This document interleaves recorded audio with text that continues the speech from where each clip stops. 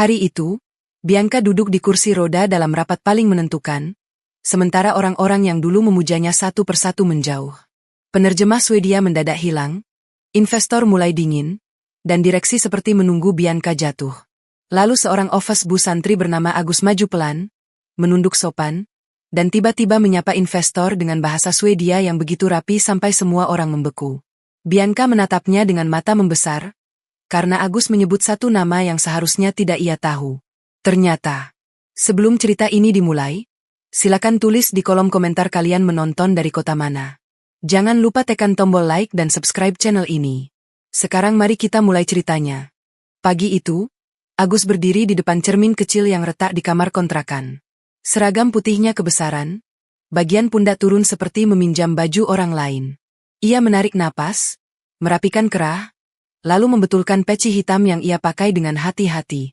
Di atas meja, ada obat ibunya, ada dompet tipis, dan ada secari kertas berisi alamat gedung kantor yang terasa seperti alamat dunia baru.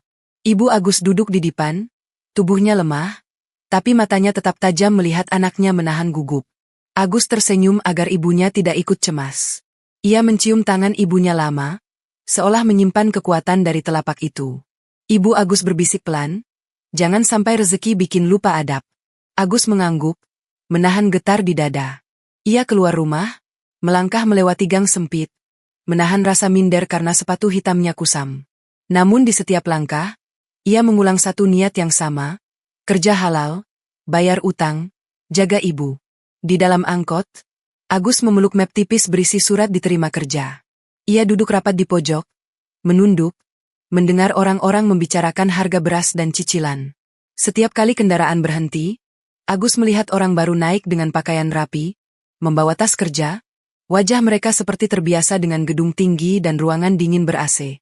Agus menelan ludah, lalu menatap keluar jendela, berusaha tidak terlihat kecil. Gedung itu akhirnya tampak di depan. Kaca dan besi menjulang, pantulannya membuat langit seperti ikut terpotong. Agus turun, berdiri di trotoar, menatap pintu masuk yang ramai. Ada rasa ingin mundur, ada rasa takut salah langkah, tapi ia melangkah juga. Di lobi, satpam menyambut dengan tatapan biasa, tapi Agus merasa seperti dinilai dari ujung rambut sampai ujung sepatu. Ia menyebut namanya, menyerahkan surat, lalu menunggu kartu akses tamu. Satpam mengangguk dan menunjuk arah lift khusus karyawan bagian umum.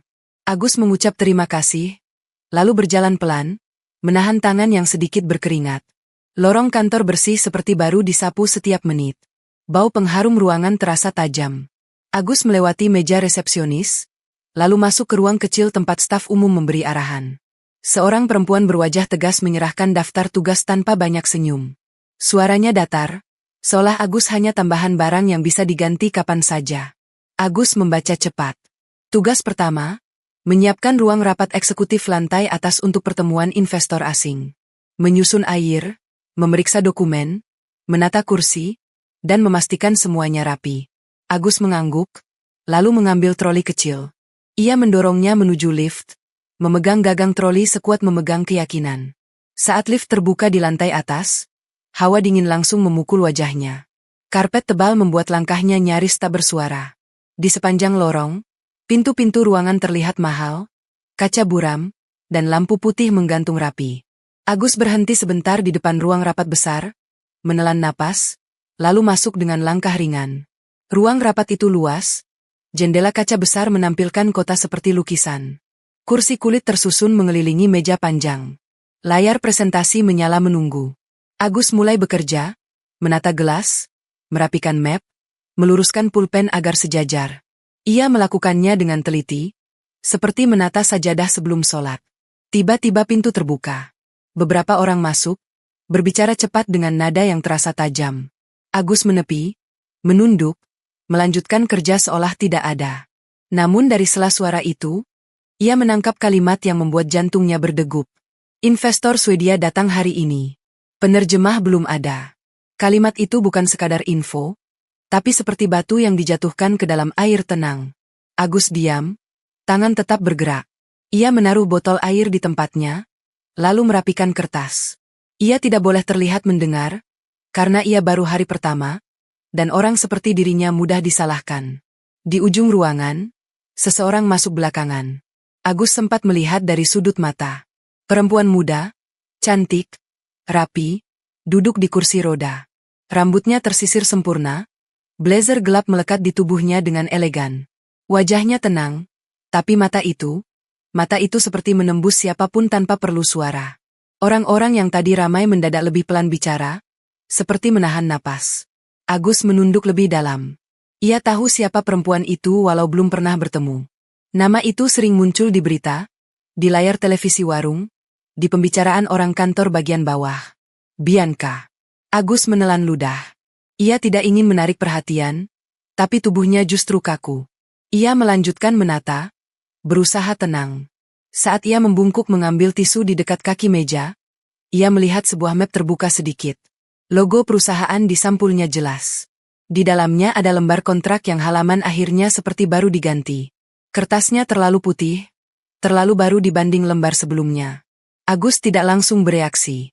Ia menutup map itu pelan, seolah sedang merapikan, bukan menyembunyikan.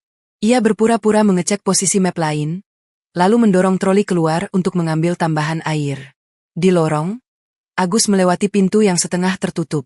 Dari celahnya, ia mendengar bisik-bisik yang lebih pelan, tapi justru lebih berbahaya. Kalau deal gagal, dia jatuh.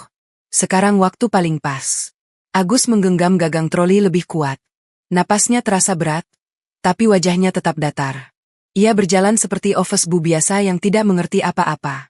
Namun di dalam kepalanya, ada perasaan ganjil, seperti ada tangan tak terlihat yang sedang menuntunnya masuk ke sebuah urusan besar yang bukan kelasnya. Saat Agus kembali masuk ke ruang rapat membawa air tambahan, Bianca menoleh. Tatapan mereka bertemu sepersekian detik.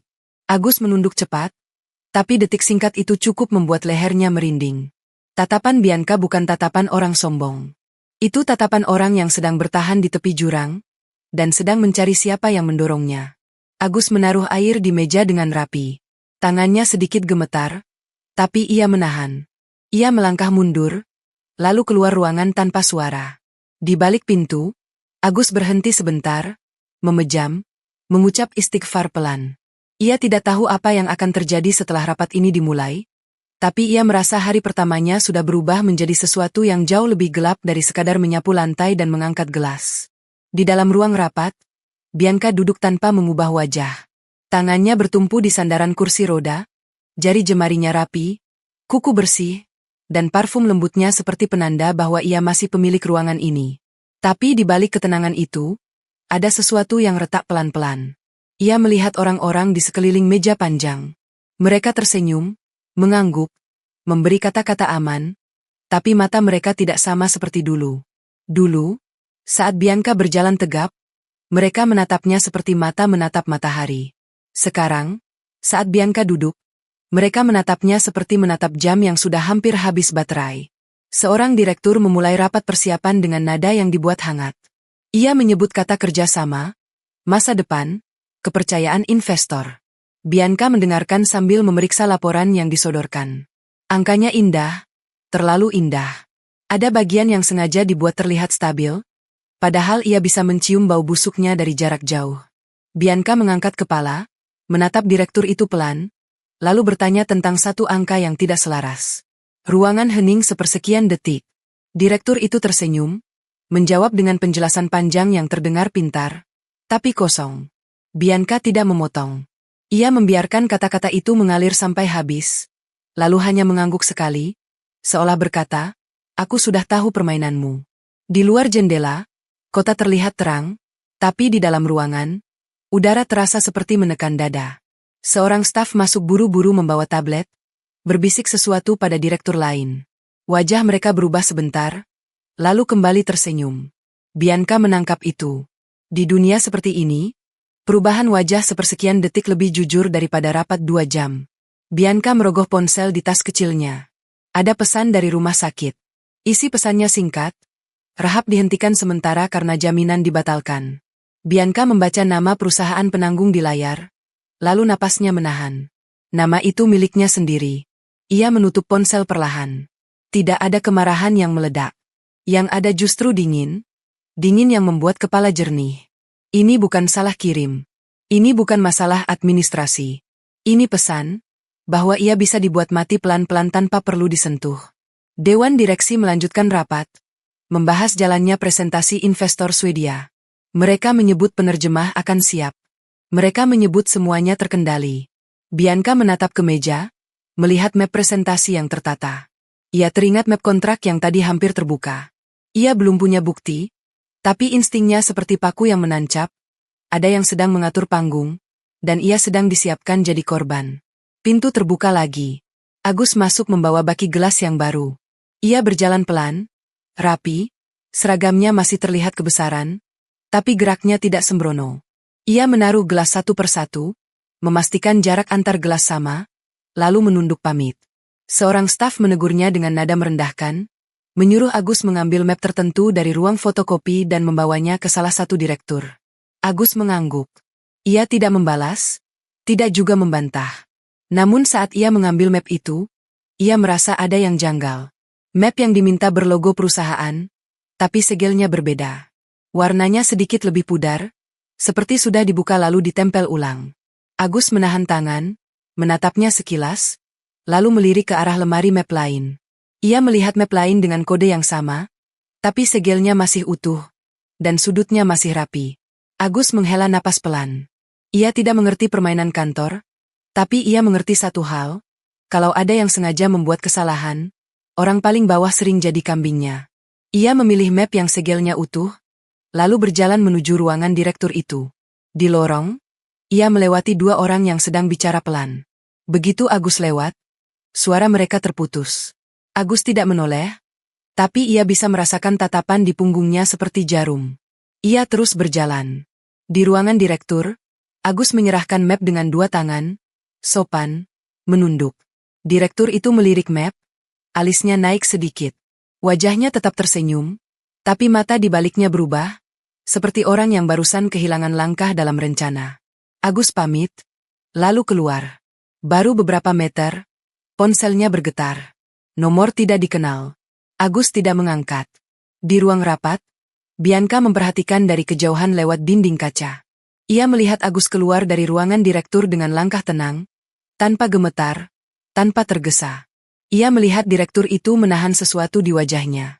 Hanya sesaat, tapi cukup bagi Bianca untuk menyadari, office boy yang baru masuk hari ini barusan menggeser satu keping kecil di papan permainan. Bianca menatap kursi rodanya sendiri, lalu menatap kembali ke lorong. Dunia sedang mencoba menyingkirkannya pelan-pelan, tapi entah kenapa, hari ini ada angin lain yang masuk dari pintu yang paling tidak disangka. Langit belum benar-benar terik saat rombongan investor Swedia masuk ke lantai rapat. Mereka datang dengan langkah terukur, membawa map tipis, wajah tenang seperti orang yang terbiasa menilai tanpa banyak bicara. Di belakang mereka ada beberapa staf lokal yang tampak terlalu semangat, senyum dipaksa lebar, tangan berkeringat. Bianca mengatur napas. Ini bukan rapat biasa. Ini pintu yang bisa menyelamatkan perusahaannya dari guncangan, sekaligus pintu yang bisa dipakai orang dalam untuk menyingkirkannya.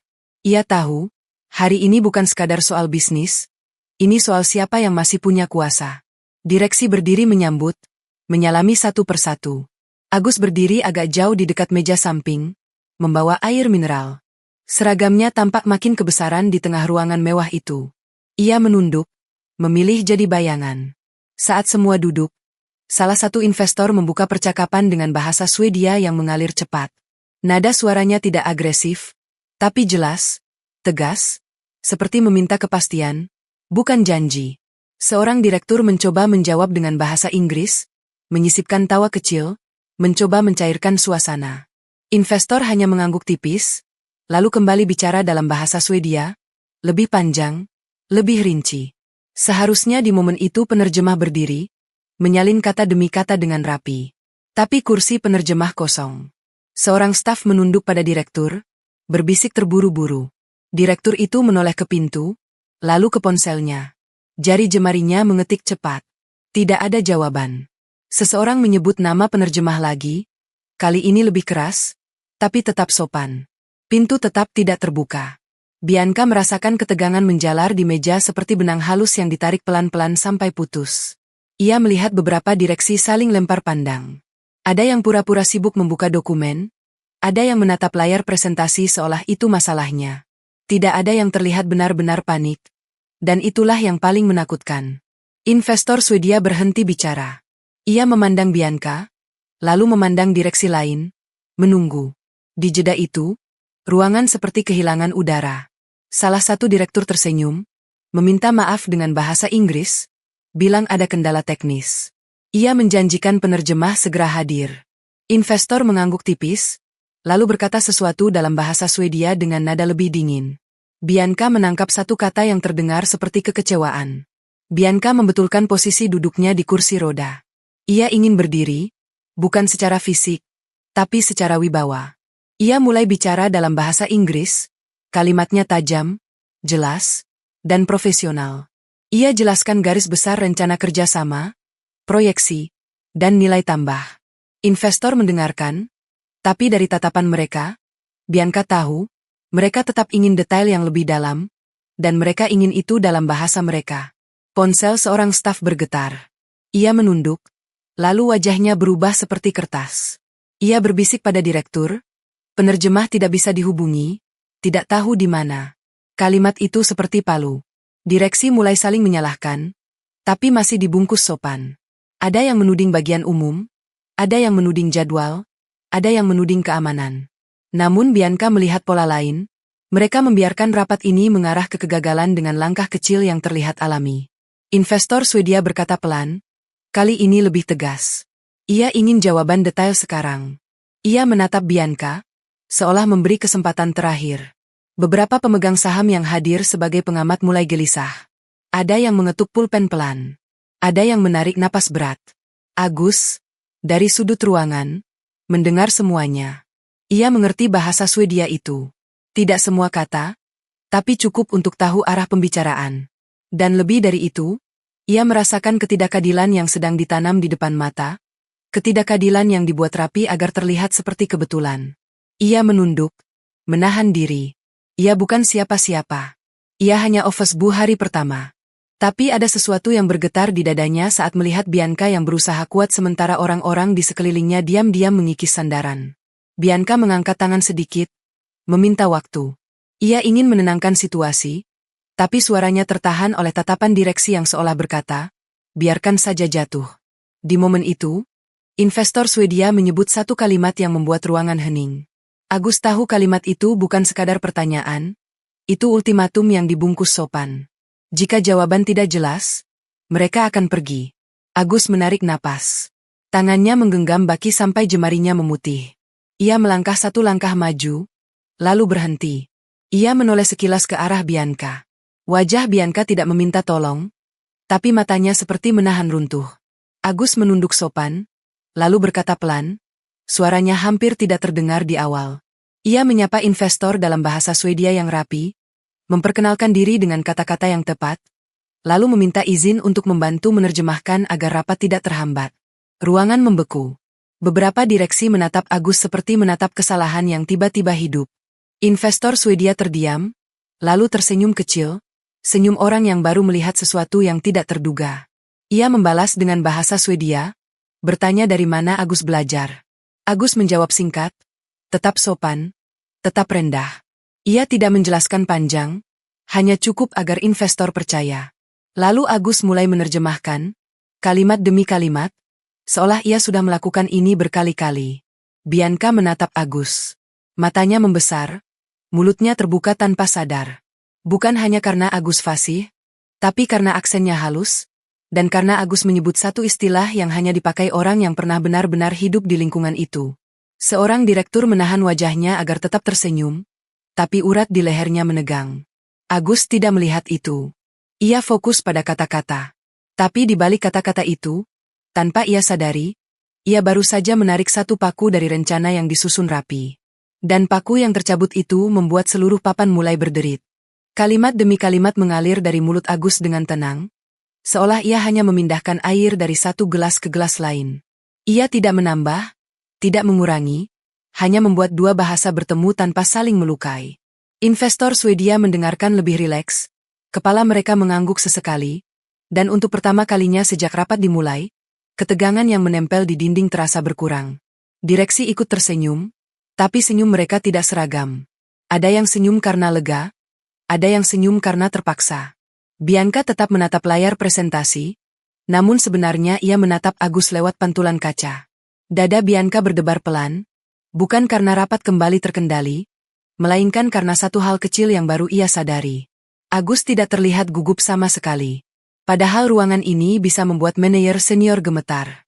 Agus seperti sudah mengenal suhu ruang ini, seperti sudah pernah berdiri di tengah meja panjang seperti ini, hanya saja hidup membawanya kembali dengan seragam yang jauh lebih sederhana. Investor Swedia yang paling tua, rambutnya abu dan rapi, mencondongkan tubuh. Ia bicara lebih panjang dalam bahasa Swedia, lalu menyebut nama sebuah tempat. Hanya satu kata, nama kota kecil yang tidak biasa keluar dalam rapat bisnis, dan kata itu jatuh ke meja seperti ken yang memantul keras. Agus menerjemahkan, lalu tanpa sadar menanggapi balik dengan bahasa Swedia yang lebih hangat, menyebut kota itu lagi, lengkap dengan sebutan kecil yang biasa dipakai warga lokal. Suaranya lembut, seperti orang yang sedang mengingat jalan pulang. Bianca membeku. Napasnya tertahan di tenggorokan. Mata Bianca membesar, bibirnya terbuka, dan rasa dingin merayap dari tengkuk sampai ujung jemari. Nama kota itu pernah ia dengar dari ayahnya, lama sekali, pada malam yang ia kira sudah hilang dari ingatan. Malam ketika ayahnya menutup pintu ruang kerja, berbicara dengan telepon dalam suara yang bergetar, lalu menangis pelan saat mengira Bianca sudah tidur. Nama kota itu juga pernah tertulis di salah satu map tua di rumah mereka, map yang diambil diam-diam oleh seseorang setelah ayahnya meninggal. Bianca memaksa wajahnya kembali datar. Ia tidak ingin siapapun melihat retaknya. Tapi matanya tidak bisa bohong. Ia menatap Agus lebih tajam. Agus tidak melihat Bianca. Ia sedang fokus menerjemahkan, memindahkan data, memindahkan maksud, menjaga rapat tetap berjalan. Salah satu direktur meneguk air dengan cepat. Jakunnya bergerak keras. Ia melirik ke arah Bianca, lalu melirik ke arah Agus, lalu melirik lagi ke arah pintu, seolah sedang menghitung jalan keluar. Rapat berjalan sampai sesi tanya-jawab selesai. Investor Swedia terlihat puas, bahkan sempat tertawa kecil saat Agus menerjemahkan satu candaan ringan. Mereka menyalami direksi, lalu menyalami Bianca. Saat investor tua menyalami Bianca, ia menatap Bianca lama, lalu berkata satu kalimat dalam bahasa Swedia, nadanya seperti memberi pesan, bukan sekadar basa-basi. Agus menerjemahkan kalimat itu dengan suara pelan, kami menghargai pemimpin yang tidak lari saat badai. Bianca mengangguk, tapi matanya tetap menahan sesuatu. Begitu investor keluar, suasana berubah lagi. Direksi yang tadi ramah mendadak sibuk. Suara mereka pelan tapi cepat, seperti kumpulan orang yang sedang menyusun ulang rencana yang barusan rusak. Ada yang memerintahkan staf untuk menyiapkan laporan tambahan, ada yang menyuruh keamanan mencari penerjemah yang hilang, ada yang tiba-tiba memuji Agus terlalu manis.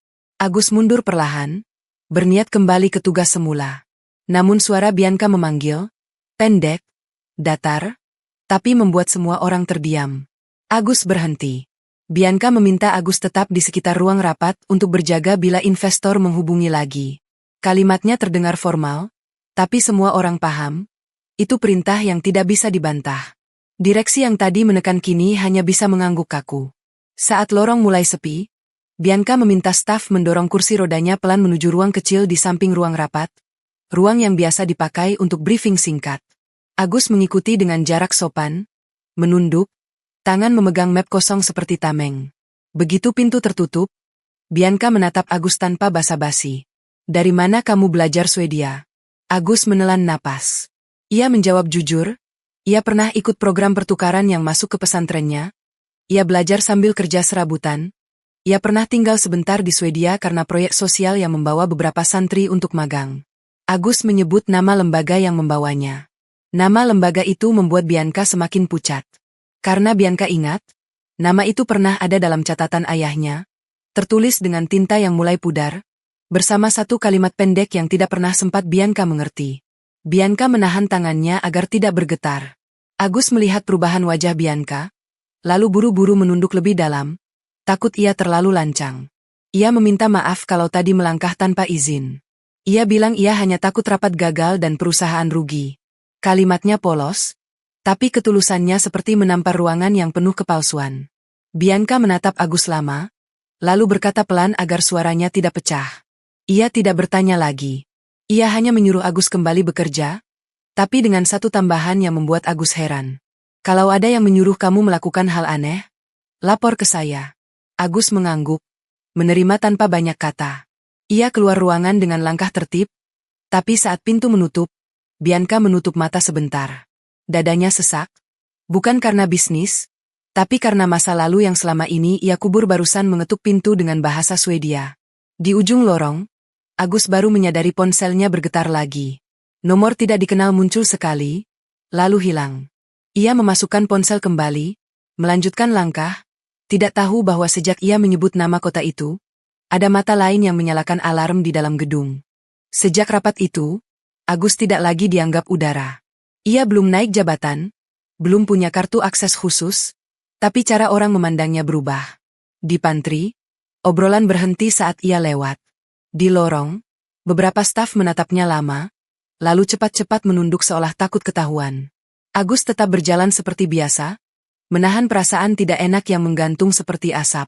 Sore hari, bagian umum memanggil Agus dan memberinya tugas tambahan. Alasannya sederhana, karena Agus dianggap punya kemampuan bahasa yang bisa membantu kalau investor Swedia kembali menghubungi. Agus mengangguk, tapi ia melihat cara staf itu berbicara tidak tulus, seperti sedang menjalankan perintah orang lain. Saat ia kembali ke ruang loker kecil di belakang pantry, Agus menemukan sesuatu yang membuat tangannya dingin. Sebuah amplop coklat terselip di celah pintu lokernya. Tidak ada nama, tidak ada tanda. Hanya tebal, seperti berisi uang. Agus menatap sekeliling. Lorong belakang itu sepi. Kamera CCTV ada, tapi arah lensanya tidak tepat menghadap lokernya. Seolah ada yang sengaja menaruhnya di titik buta. Agus membuka amplop pelan. Di dalamnya ada uang tunai. Jumlahnya besar untuk ukuran gajinya yang baru akan keluar akhir bulan. Ada juga secari kertas yang tulisannya rapi, tanpa emosi. Jangan ikut rapat lagi. Jangan dekat-dekat Bianca. Kamu tetap office bu. Jantung Agus berdetak keras. Ia bukan anak kecil yang mudah dipancing uang, tapi ia juga bukan orang yang kebal takut. Ia memikirkan ibunya di rumah, obat yang makin mahal, utang pesantren yang belum lunas. Uang itu seperti pintu keluar yang menggoda. Namun bayangan wajah ibunya muncul lebih dulu daripada angka-angka di pikirannya.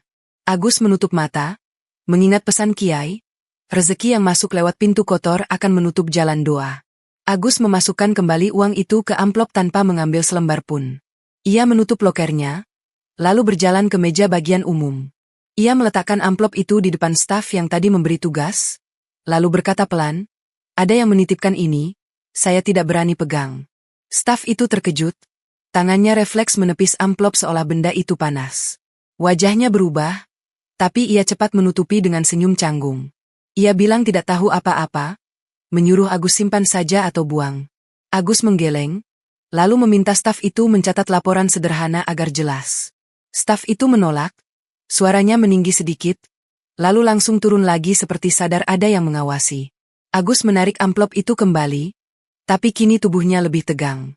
Ia tidak tahu siapa yang menyuruh, tapi ia tahu, menolak uang itu berarti ia baru saja menolak perintah. Malamnya, Agus pulang lebih larut. Ia tidak memakai jalan biasa. Ia berputar lewat gang lain, berusaha menghindari rasa dikejar. Hujan gerimis turun, aspal licin, lampu jalan memantul seperti mata yang berkedip. Agus mempercepat langkah. Di tikungan dekat minimarket, sebuah motor muncul dari belakang. Lampunya terang menyorot punggung Agus. Motor itu menempel, terlalu dekat, seperti sengaja mengintimidasi. Agus tidak menoleh, tapi napasnya tercekat. Motor itu menyalip, lalu mengerem mendadak di depan. Agus hampir jatuh. Ia menahan tubuh, telapak tangannya menyentuh aspal basah. Uangnya tidak jatuh, mapnya tidak jatuh, tapi harga dirinya terasa seperti diinjak. Pengendara motor turun. Jaket hitam, wajah tertutup masker, mata tajam tanpa senyum. Ia tidak berkata apa-apa. Ia hanya menatap Agus lama, lalu mengangkat tangan sedikit, menunjuk ke arah Agus, lalu menunjuk ke arah tanah. Gerakan yang tidak butuh kata. Agus berdiri pelan. Peci di kepalanya hampir jatuh. Ia membetulkan sambil menelan takut. Ia ingin bicara, ingin bertanya, tapi mulutnya kering. Orang itu naik motor lagi, lalu pergi, meninggalkan suara knalpot yang memecah gerimis. Agus berdiri lama di pinggir jalan. Ia mengucap istighfar pelan, menahan gemetar. Ia sadar, di kantor itu ia bukan cuma pekerja baru. Ia sudah jadi bidak yang mulai mengganggu permainan orang besar. Di rumah kontrakan, ibunya sudah tidur. Agus masuk pelan, tidak ingin membangunkan. Ia menatap wajah ibunya yang lelah, lalu duduk di lantai dekat dipan. Tangannya merogoh tas, mengeluarkan map tua yang selalu ia bawa, map peninggalan ayahnya. Map itu sudah kusam, sudutnya robek, tapi Agus menjaganya seperti menjaga amanah. Ia membuka pelan, mengeluarkan beberapa lembar dokumen yang sebagian tulisannya pudar. Ada cap perusahaan besar di pojok bawah, cap yang sama dengan yang ia lihat di kantor Bianca. Agus menatap cap itu lama. Di antara lembar-lembar itu, ada surat yang ditulis tangan ayahnya. Agus belum pernah benar-benar memahami isinya, karena bahasanya campur aduk. Ada istilah bisnis, ada nama orang, ada 1-2 kalimat Swedia yang dulu ia kira hanya catatan biasa.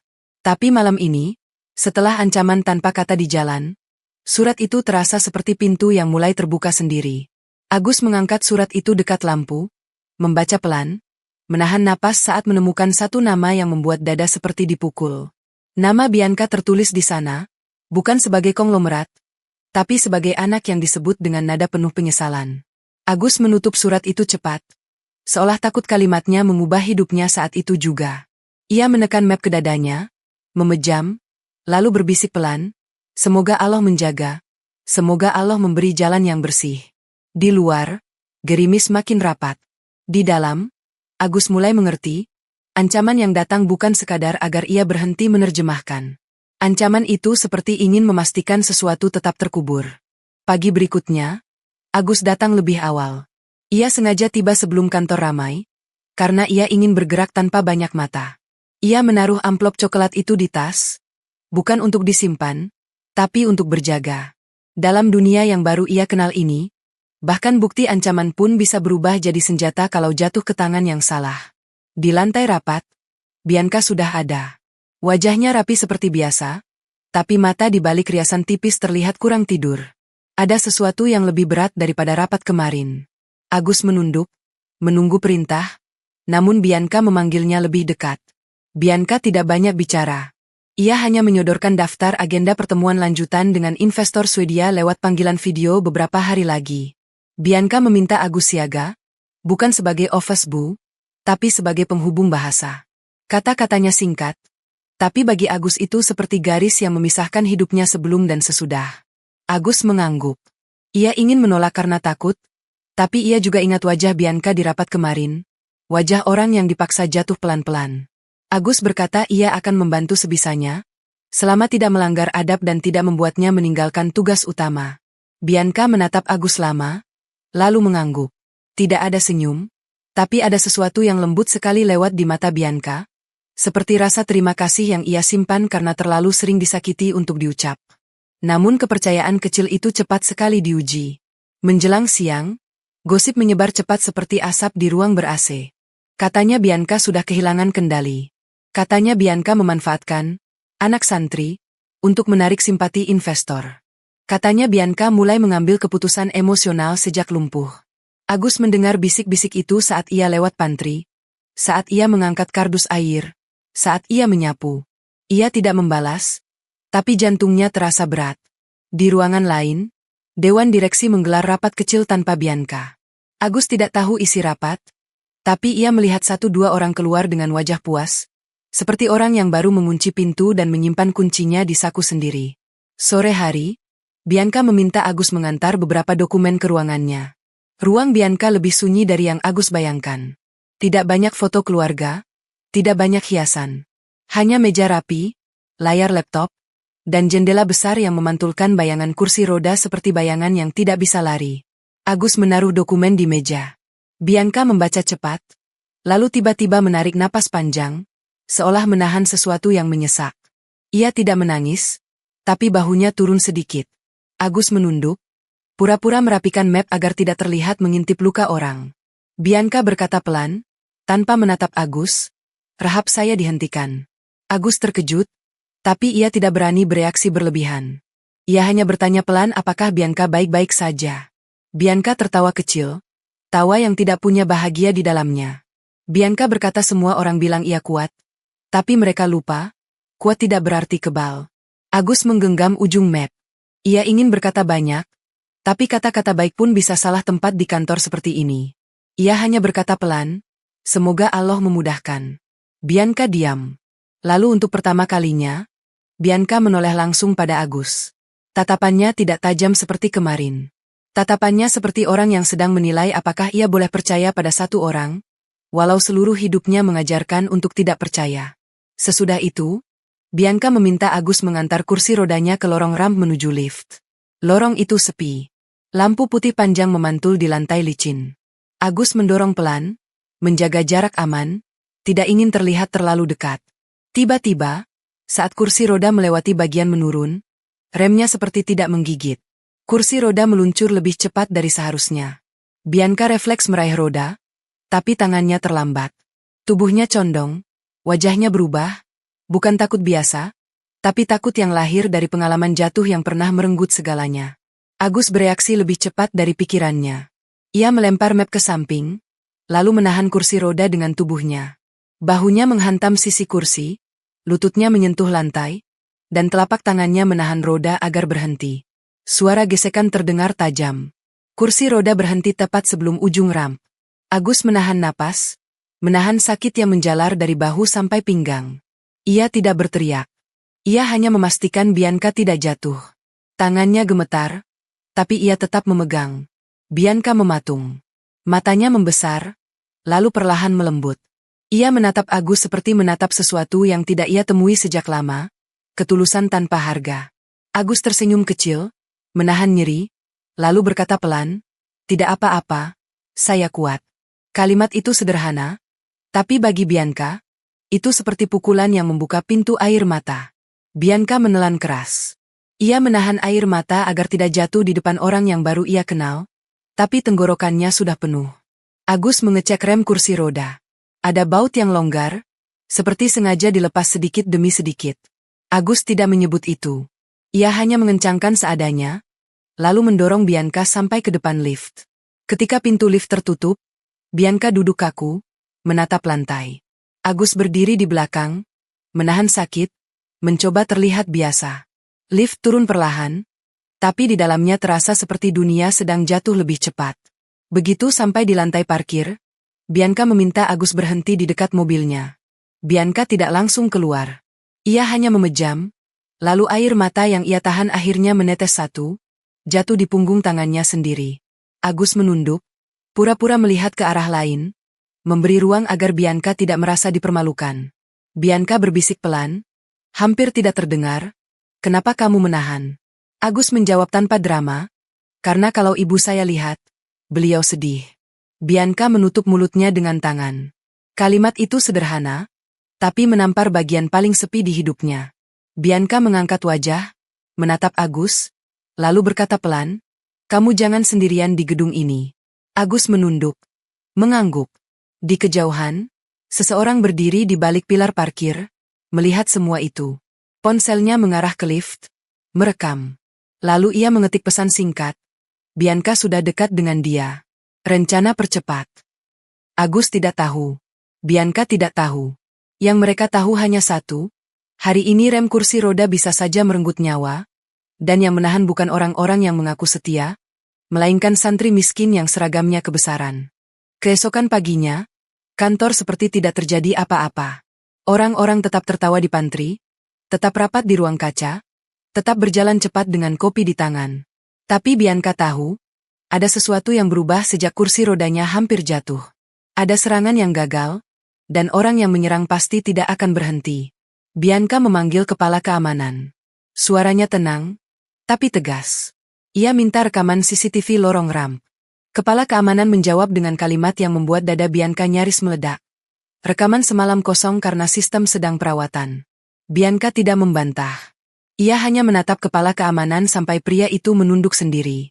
Bianca paham, di gedung ini bahkan kamera bisa dibisukan. Saat itu pula, sekretarisnya membawa kabar lain. Dokumen kepemilikan saham Bianca yang tersimpan di brankas lantai atas hilang. Bukan hilang karena kebakaran, bukan hilang karena bencana, Tapi hilang seperti baru saja diambil orang yang memegang kunci. Bianca merasakan jari jemarinya dingin. Dokumen itu bukan sekadar kertas. Itu sandaran hukum yang membuatnya tetap duduk di kursi puncak. Tanpa itu, rapat luar biasa pemegang saham bisa berubah jadi panggung pemecatan yang terlihat resmi. Bianca menutup mata sebentar. Lalu ia membuka mata dan memanggil satu nama yang tidak ia sangka akan ia panggil untuk urusan seperti ini. Agus. Agus datang dengan langkah sopan. Wajahnya tampak sedikit pucat sejak insiden ramp. Mungkin karena bahunya masih nyeri. Namun ia tetap berdiri tegak, menunggu perintah tanpa banyak suara. Bianca tidak menjelaskan panjang. Ia hanya berkata, "Saya butuh kamu bantu saya lihat sesuatu. Tapi kamu jangan cerita ke siapa-siapa." Agus mengangguk. Dalam hatinya ada rasa takut, tapi juga ada rasa tanggung jawab yang sulit ia jelaskan. Bianca membawa Agus ke ruang arsip lama yang jarang dibuka. Di sana baunya campur antara kertas tua dan pendingin yang terlalu dingin. Lemari besi berjajar seperti barisan orang tua yang menyimpan rahasia. Brankas utama ada di ujung, pintunya terbuka, dan rak di dalamnya terlihat lebih kosong dari seharusnya. Bianca menunjuk satu ruang kosong. Di situ seharusnya map berwarna gelap dengan segel khusus, dokumen kepemilikannya. Agus menunduk, memperhatikan detail. Ia melihat ada debu tipis di rak lain, tapi di ruang kosong itu, debunya seperti baru tersapu. Berarti map itu diambil tanpa tergesa, tanpa panik, seperti orang yang sudah tahu persis apa yang ia cari. Bianca bertanya, "Kamu pernah lihat map itu?" Agus menggeleng. Namun ia teringat sesuatu. Malam pertama ia menyiapkan ruang rapat. Ia melihat map kontrak yang halaman akhirnya tampak baru. Ia juga teringat direktur yang alisnya naik saat menerima map dengan segel utuh. Potongan-potongan kecil itu tiba-tiba menyambung di kepalanya seperti benang yang ditarik sampai simpulnya terlihat. Agus tidak menuduh siapapun. Ia hanya berkata pelan, "Ada yang sengaja ganti kertas dan segel beberapa hari ini." Bianca menatap Agus, lalu mengangguk. Bianca tidak terkejut. Ia hanya makin yakin. Di tengah ruangan arsip itu, Agus melihat lemari besi kecil lain, lebih tua, warnanya kusam, dan kuncinya bukan model digital seperti yang baru, melainkan kunci manual yang jarang dipakai. Lemari itu tidak tercatat dalam daftar rak yang ditempel di dinding. Agus menunjuk pelan, "Lemari itu untuk apa?" Bianca menelan. Lemari itu peninggalan ayahnya. Dulu ayah Bianca menyimpan berkas pribadi di sana.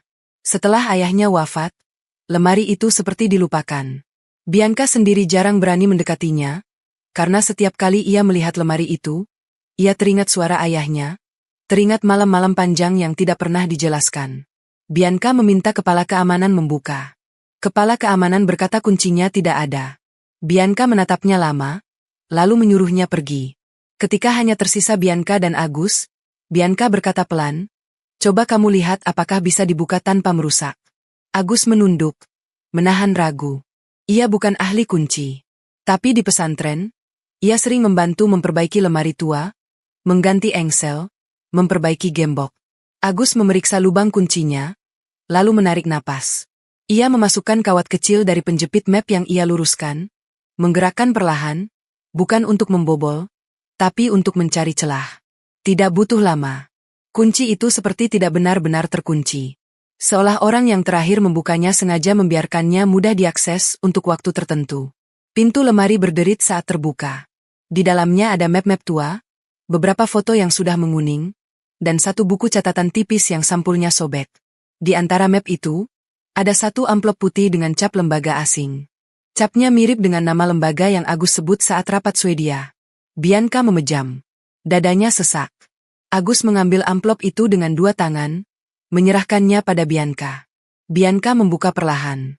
Di dalamnya ada salinan surat, tulisan tangan ayahnya, dan satu lembar dokumen berbahasa Swedia yang membuat mata Agus ikut tertarik.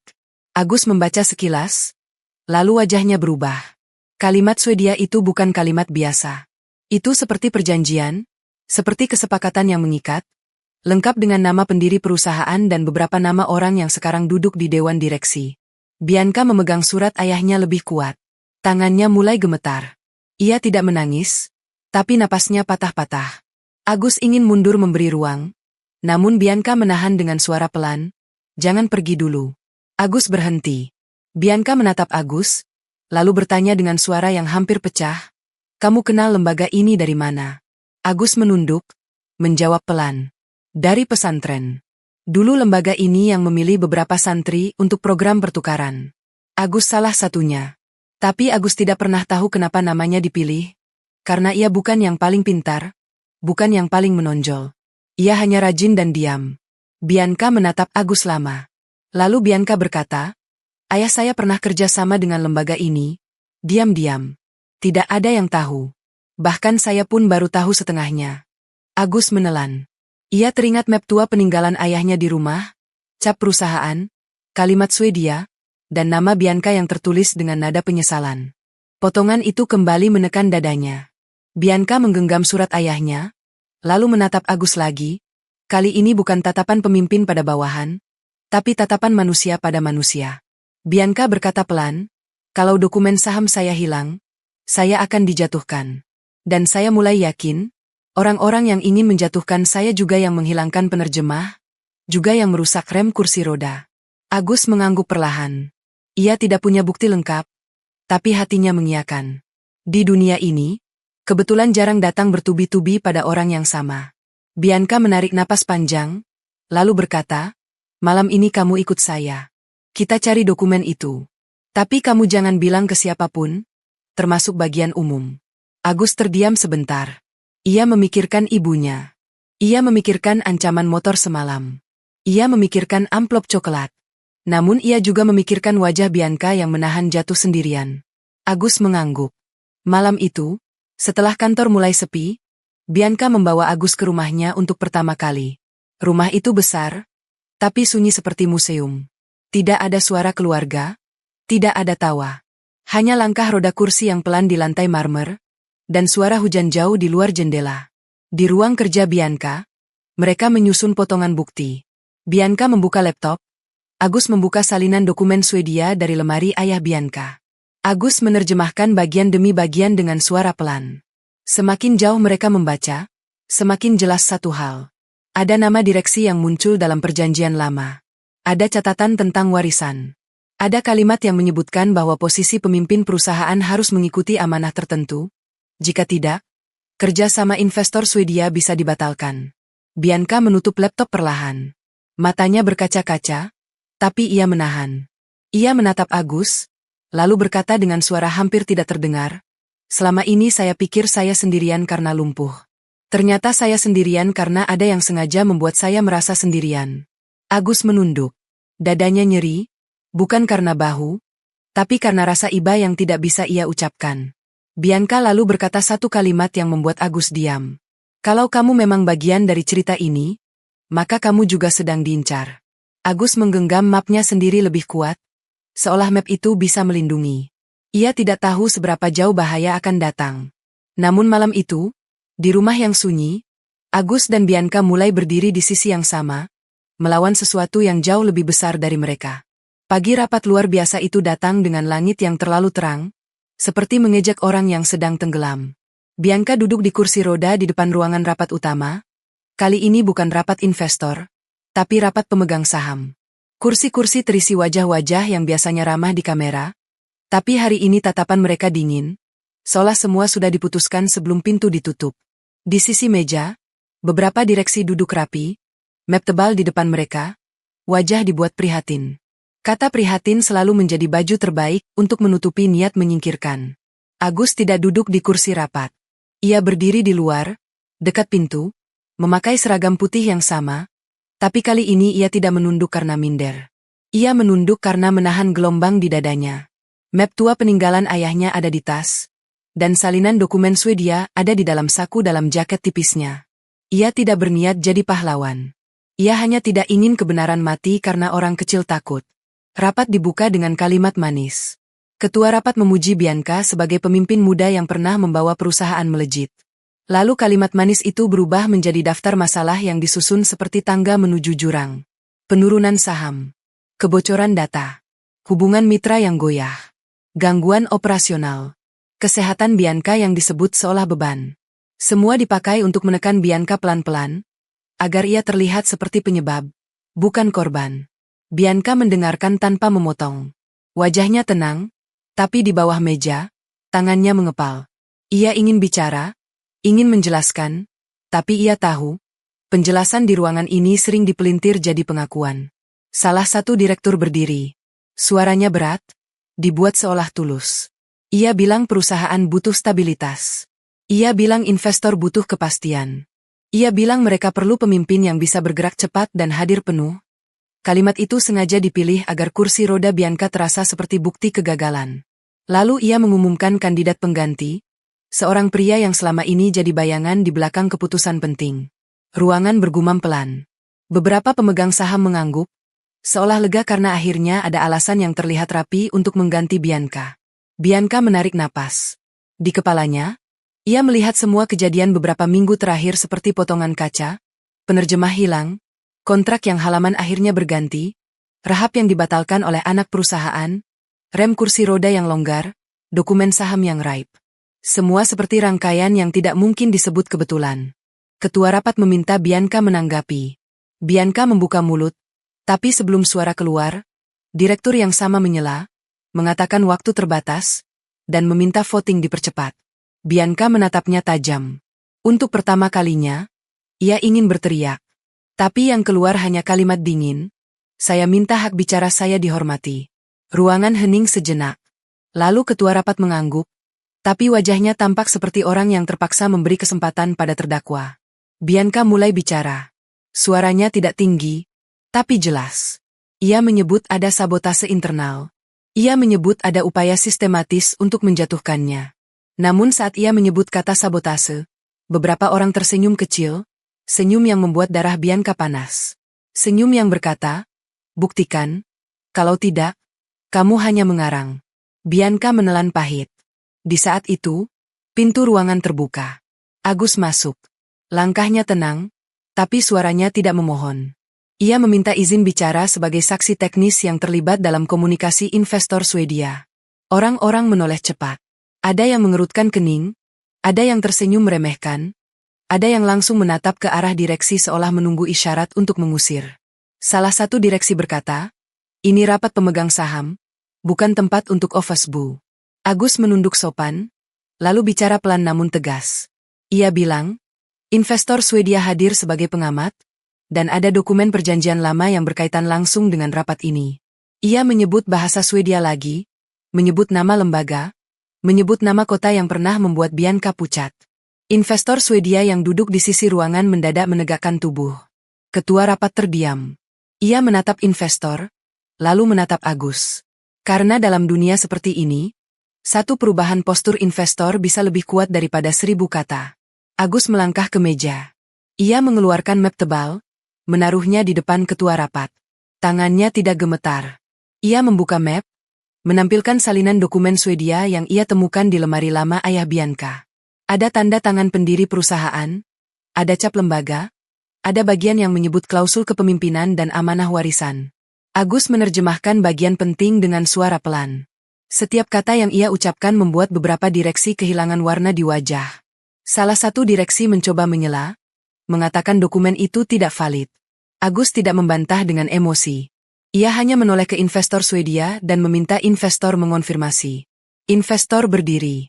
Ia bicara dalam bahasa Swedia, panjang, tegas, dan saat Agus menerjemahkan, ruangan seperti berubah menjadi ruang sidang. Investor mengakui dokumen itu asli. Ia juga menyebut bahwa kerjasama mereka bergantung pada penghormatan terhadap amanah pendiri perusahaan. Jika amanah dilanggar, mereka menarik diri, dan itu berarti kerugian besar. Ketua rapat menelan. Direksi yang tadi percaya diri kini saling lempar pandang, mencari celah untuk lari. Tapi Agus belum selesai. Ia mengeluarkan satu foto inventaris brankas, daftar nomor dokumen yang dicoret, serta catatan waktu akses brankas yang menunjukkan ada pembukaan tidak wajar pada malam tertentu. Bianca menatap Agus. Dadanya seperti dipukul. Ia tidak menyangka Agus mengumpulkan bukti secepat itu, dengan cara yang rapi, tanpa membuat gaduh, tanpa terlihat mencari perhatian. Salah satu pemegang saham bertanya siapa Agus sebenarnya. Kenapa ia punya akses dan paham semua ini? Agus menunduk, menahan napas. Ia berkata ia hanya menjalankan amanah dari ayahnya, dan ia tidak berniat mengambil apapun. Ia hanya tidak ingin kebatilan disahkan dengan rapat yang terlihat resmi. Kalimat itu membuat ruangan sunyi. Ketua rapat meminta waktu jeda. Namun investor Swedia menolak jeda. Ia meminta rapat lanjut dengan data yang benar. Bianca merasakan pipinya panas, bukan karena malu, tapi karena selama ini ia berperang sendirian, dan tiba-tiba ada orang yang berdiri di depannya, membawa bukti bukan untuk menjatuhkan, tetapi untuk membuka. Di luar ruangan, staf mulai panik. Telepon berdering. Pesan masuk bertubi-tubi. Tapi di dalam, semua mata kini menatap satu hal, map tua yang dibuka Agus, dan nama-nama yang mulai terbaca pelan-pelan dari lembaran yang sengaja disembunyikan. Beberapa direksi mulai berkeringat, dan kursi mereka terasa seperti makin sempit. Agus menutup map pelan, lalu menatap ketua rapat dengan sopan, menunggu keputusan tanpa menantang. Namun ruangan sudah berubah. Ini bukan lagi rapat untuk menggulingkan Bianca. Ini sudah jadi tempat orang-orang diuji dengan kebenaran yang tidak bisa mereka beli. Ketua rapat akhirnya mempersilakan Bianca bicara lagi, kali ini dengan wajah yang tidak lagi berani meremehkan. Namun Bianca tidak langsung bicara. Ia menatap map di meja, menatap nama ayahnya di dokumen itu, lalu menatap Agus yang berdiri tenang di samping pintu. Di kepala Bianca, masa lalu seperti memutar ulang dirinya sendiri, dan setiap putaran membuat dada semakin sesak. Salah satu direksi mencoba mengambil alih keadaan. Ia berdiri, menunjuk dokumen Swedia itu, lalu berkata mungkin itu dokumen lama yang sudah tidak relevan. Suaranya dibuat meyakinkan, tapi ada tremor kecil di ujung kalimatnya. Tremor itu seperti pengakuan yang tidak sengaja keluar.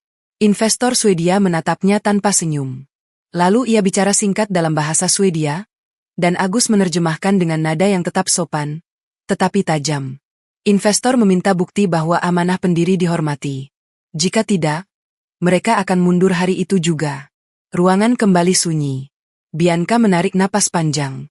Ia ingin fokus pada perusahaan, ingin menyelamatkan posisinya, tapi ada hal lain yang lebih mengganggu daripada kursi pemimpin.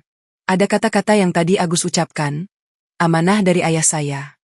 Sejak kapan seorang office bu bicara tentang amanah pendiri perusahaan seperti itu? Dan sejak kapan ia membawa dokumen yang bahkan Bianca tidak tahu ada? Ketua rapat meminta Agus menjelaskan lebih rinci asal dokumen. Beberapa pemegang saham ikut menatap Agus.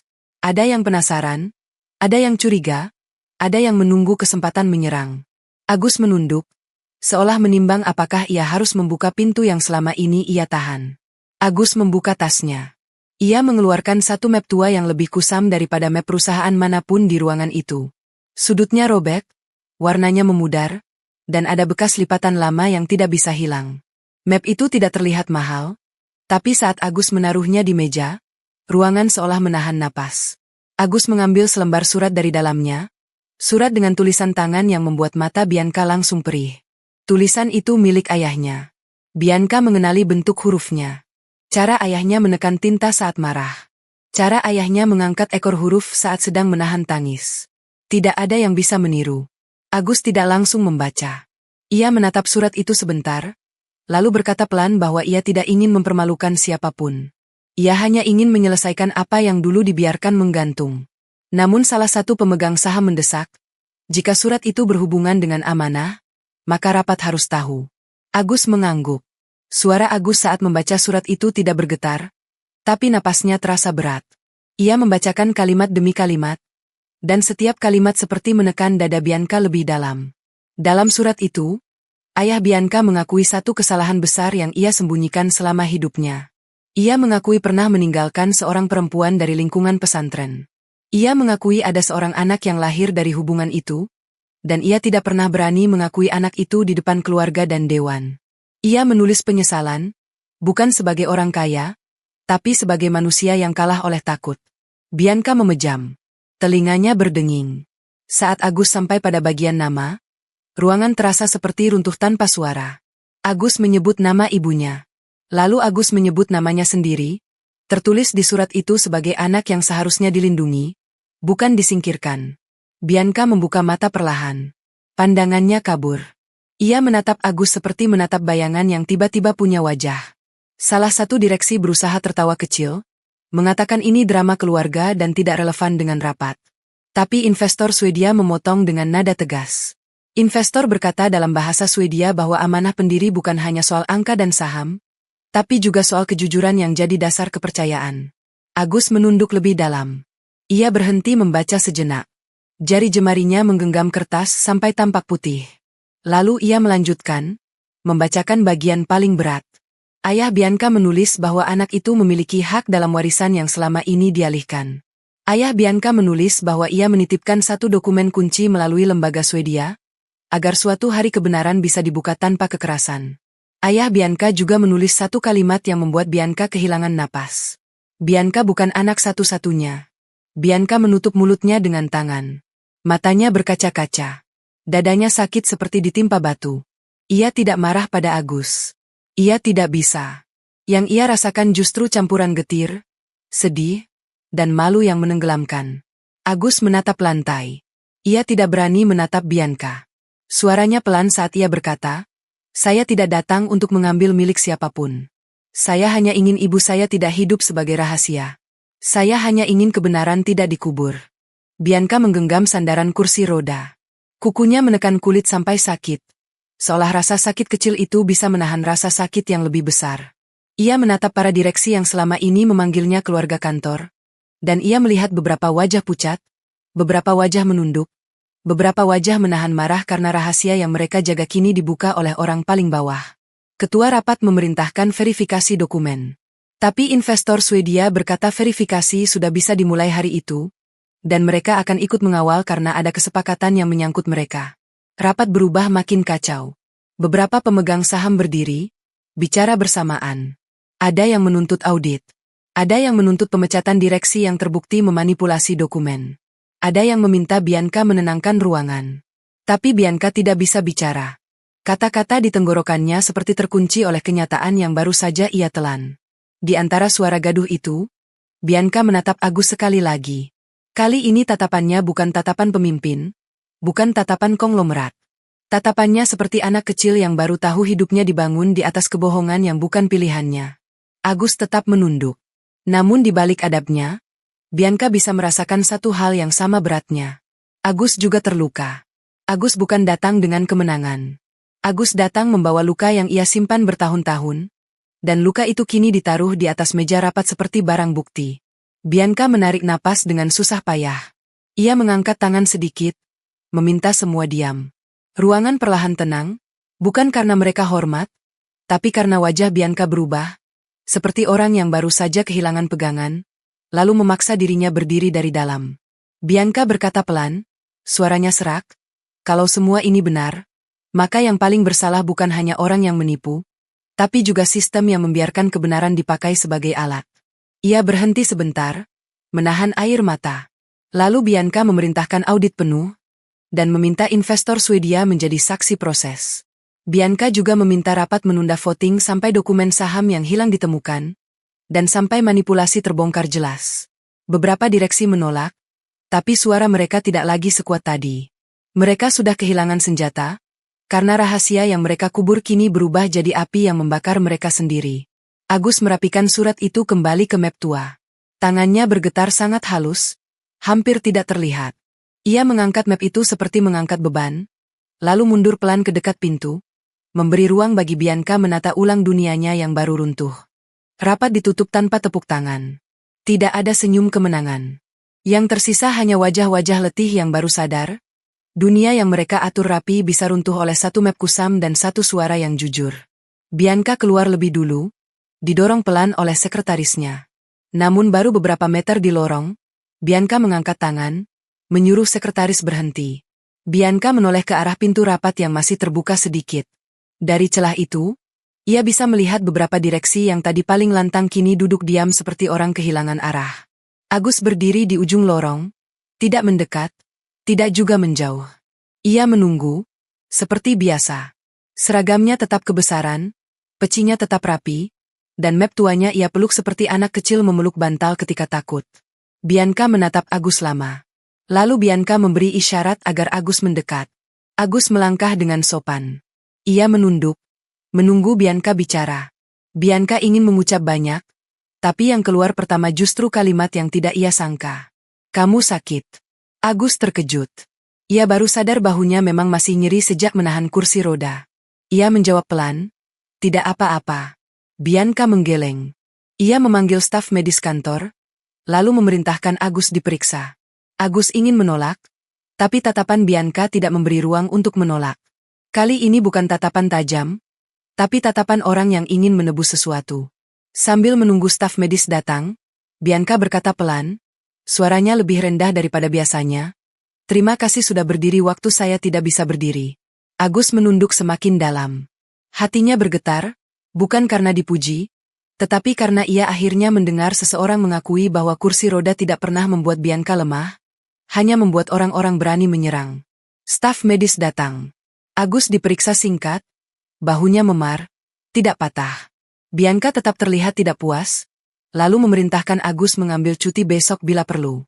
Agus menolak halus, ia bilang ia masih butuh gaji. Bianca terdiam, lalu mengangguk pelan, seolah baru sadar, orang seperti Agus tidak punya kemewahan untuk sakit.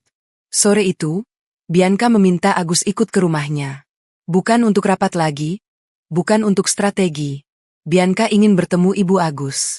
Ia ingin mendengar langsung, bukan dari surat, bukan dari dokumen.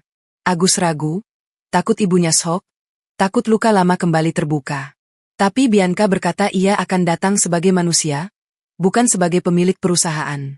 Malamnya, untuk pertama kali, mobil Bianca berhenti di gang sempit tempat Agus tinggal. Sopir Bianca tampak kaku, seolah tidak percaya roda mobil mahal masuk ke jalan sekecil itu. Bianca tetap tenang. Agus membukakan pintu, lalu memandu kursi roda melewati jalan yang sedikit berbatu. Tetangga mengintip dari balik pintu. Ada yang berbisik. Agus menahan malu, tapi Bianca tidak memedulikan bisik itu.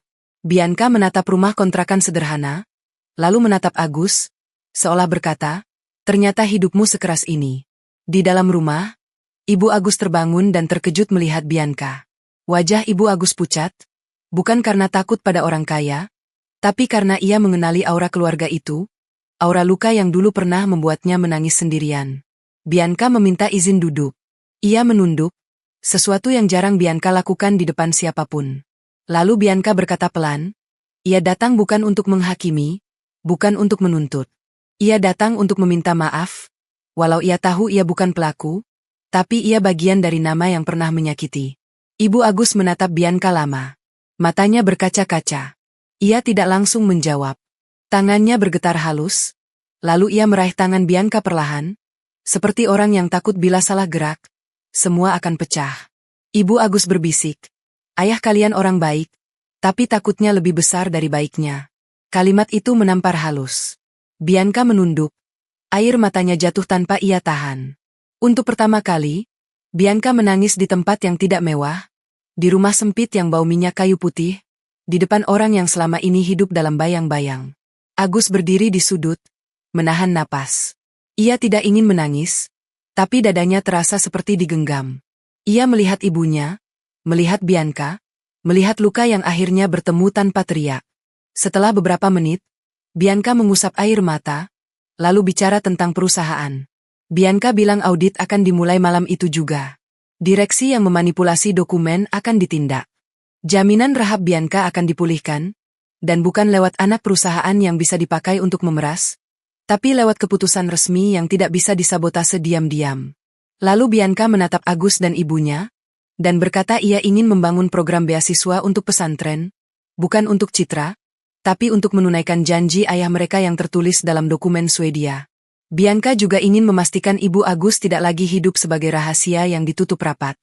Ibu Agus menutup mata sebentar, lalu mengucap syukur pelan. Agus menunduk, bibirnya bergerak dalam doa yang ia simpan. Malam semakin larut. Saat Bianca hendak pulang, ia menatap Agus di depan pintu. Bianca berkata, kamu boleh tetap kerja sebagai office bu kalau itu yang kamu pilih, tapi kamu tidak boleh lagi diperlakukan seperti tidak ada. Agus mengangguk. Ia tidak meminta jabatan. Ia hanya ingin hidupnya bersih dan ibunya tenang. Bianca masuk mobil. Dari balik kaca, ia menatap gang sempit yang gelap, lalu menatap langit yang tidak terlihat penuh karena tertutup kabel-kabel. Namun untuk pertama kalinya sejak lumpuh, Bianca merasa ada ruang di dadanya yang longgar. Agus berdiri sampai mobil Bianca hilang dari ujung gang. Ia kembali masuk rumah, melihat ibunya tertidur dengan wajah lebih tenang dari biasanya. Agus duduk di lantai, memeluk map tua itu sebentar, lalu meletakkannya di samping. Ia tidak merasa menang. Ia hanya merasa satu hal yang selama ini jauh akhirnya pulang. Rezeki yang datang bukan lewat uang amplop, bukan lewat jabatan, tapi lewat sabar yang dijaga, adab yang tidak ditinggal, dan doa yang tidak putus. Di luar, malam tetap gelap. Tapi di dalam rumah kecil itu, ada cahaya yang tidak perlu lampu untuk terasa.